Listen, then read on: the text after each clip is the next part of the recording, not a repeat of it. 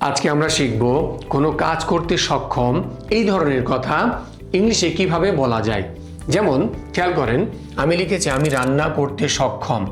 এই কোনো কিছু করতে সক্ষম ওলা বাক্য ইংলিশে বলার জন্য আমরা I am able to go formula ব্যবহার করব।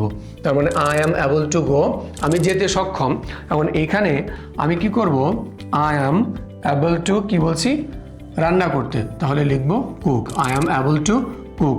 যদি বলি আমি দৌড়াতে সক্ষম, তাহলে I am able to run, আমি দৌড়াতে সক্ষম।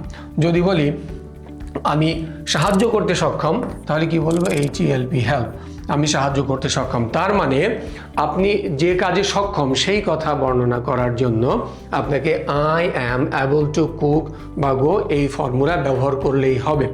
তাহলে আমি আপনাকে বলি আমি ইংরেজি শিখতে সক্ষম, এই বাক্যটা কি হবে কমেন্টে জানাবেন।